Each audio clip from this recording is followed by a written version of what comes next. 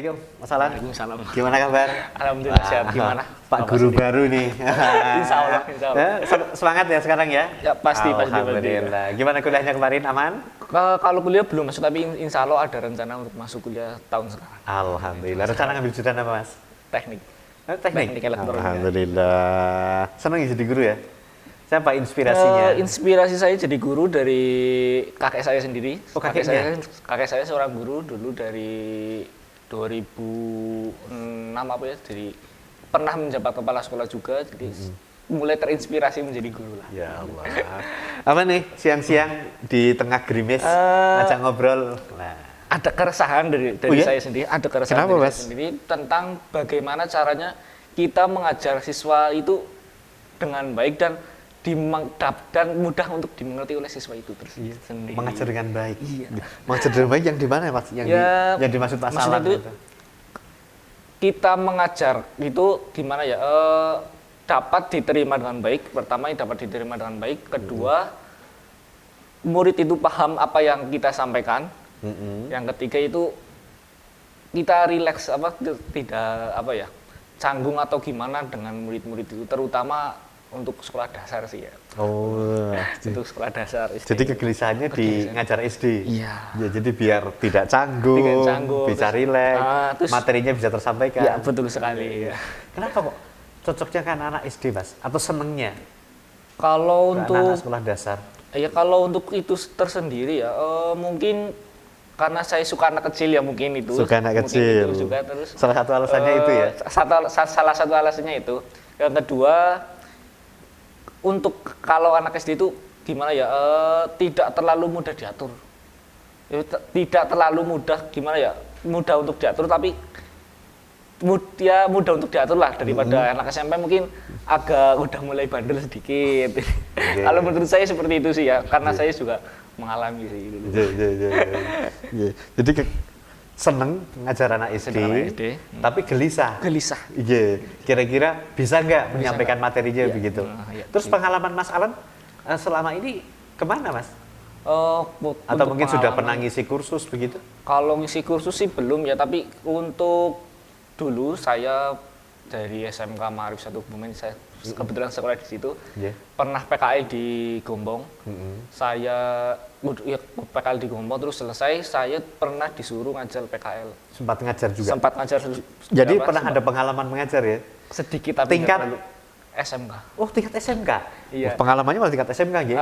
Itu dulu kebetulan sih, itu termasuk kebetulan juga karena saya ingin main ke tempat PKL, terus kebetulan ada anak-anak PKL, saya disuruh mengajarkan apa yang pernah saya dapatkan dari PKL di situ. Gitu. Terus responnya dari siswa gimana? Responnya dari siswa tersebut. Feel-nya, kan biasanya ada feel nih. Feel-nya itu gimana ya? Dapat atau masih ragu? Masih ragu sih, masih ragu. Canggung, masih ragu sih. Terus agak gimana ya? Kurang pede. Kurang pede. Ya terutama kurang pede sih. Iya, betul. Terus langkah berikutnya apa, Mas? Selama ini yang Mas Alan lakukan untuk menghilangin rasa kurang percaya dirinya kemudian? Ya mungkin saya lebih introspeksi diri sih, gimana saya, terus cara menyampaikan dari saya itu gimana biar mudah untuk dimengerti juga. Terus ya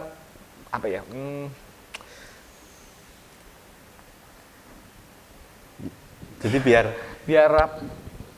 saya sendiri juga nggak merasa canggung itu buat menyampaikannya. Betul.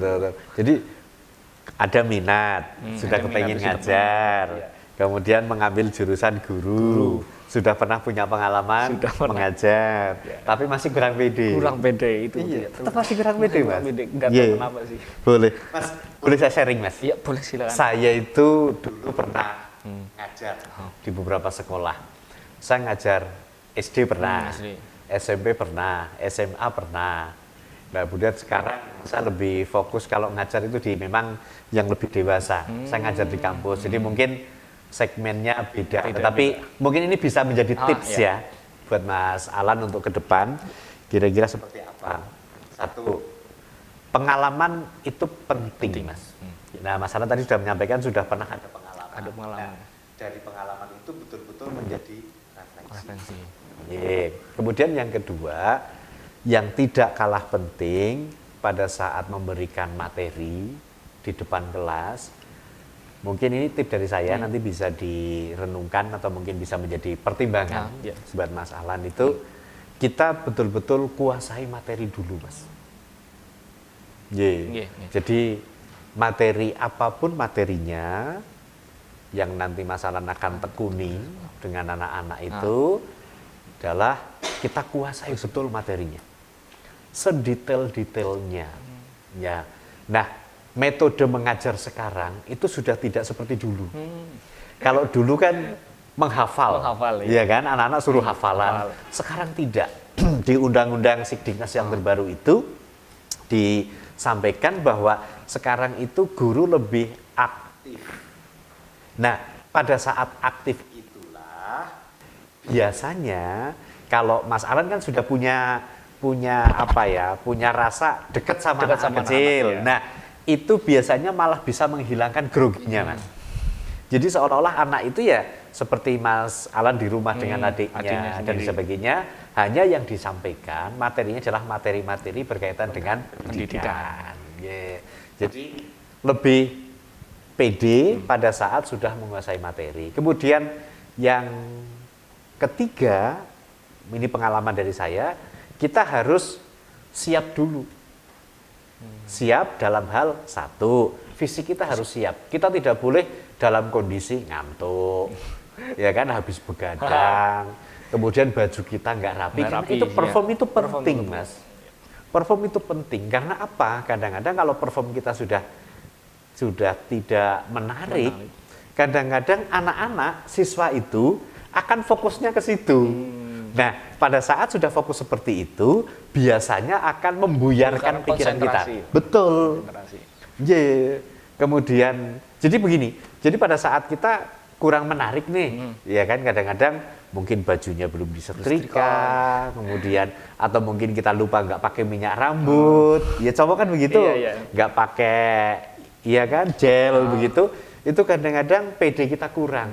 Nah, mungkin tip dari saya ini, Mas, mungkin bisa menjadi bahan pertimbangan Mas Alan nanti untuk persiapan mengajar. Saya kira 3 hal itu yang menjadi penting. Sehingga mudah-mudahan dengan 3 hal itu menambah percaya diri. Lah kemudian tadi sudah menyampaikan juga berkaitan bagaimana agar materi yang tersampaikan bisa menarik begitu kan? Nek tip dari saya, pengalaman saya dulu di SD dan SMP itu kan masa-masa peralihan, terutama anak-anak kelas 5, 6, kemudian SMP kelas 1 itu kan anak-anak yang mau memasuki masa dewasa, masa puber begitu ya. Biasanya tingkahnya aneh-aneh. Nah, pengalaman saya bagaimana biar ini kita menjadi bagian dari mereka. Jadi kita seolah-olah menempatkan diri bukan sekedar menjadi guru, menjadi pengajar, tetapi kita ada kalanya bisa menjadi sahabat. Menempatkan diri menjadi teman. Sehingga bahasa yang kita gunakan juga bahasa yang bisa dicerna. Tentu dengan kode etik dunia pendidikan. Kan ada beberapa bahasa yang memang tidak layak disampaikan di sana. Itu mungkin beberapa sharing pengalaman dari saya. Mudah-mudahan bisa menjadi tambahan informasi buat Mas Alan. Ataupun apa lagi nih? Kalau untuk pendidikan ya keresahan mungkin dari saya baru itu sih, belum muncul ada keresahan lainnya. Ya mungkin dengan berjalannya waktu dengan mengajar atau dengan kita mulai mengajar dengan anak-anak, berkumpul dengan anak-anak, mungkin ada keluh kesah yang lainnya, tapi kalau untuk sekarang baru itu sih. Baik, Mas. Kita sudah 10 menit, kita udah ngobrol, ternyata asik juga ya. Saya seneng kalau dengan guru-guru yang semangat. Nanti next time ya, kira-kira jangan ada waktu, saya pas lagi di Kebumen, kita bisa ngobrol-ngobrol panjang berkaitan dengan beberapa hal. Semangat. Ya, siap. Ya, gitu. Rencana ngajar di Kebumen atau di luar kota? Rencananya sih masuk ke SD sini, SD Muhammadiyah Al-Kautsar. Masya Allah, sekolah unggulan ya? Iya. Masya Allah, semangat. Ya, Baik, sangat mungkin begitu ya. Ya. Nanti next time kita bisa Ya, janjian siap, lagi untuk ngobrol lebih lanjut. Ya, hal-hal yang mungkin bisa menjadi bahan sharing kita untuk bersama-sama belajar. Gitu? Terima kasih Mas. Ya, Ye, sama-sama. mohon maaf lahir batin ya. Terima kasih, Bu. Ye. Sama-sama. Assalamualaikum. Ye.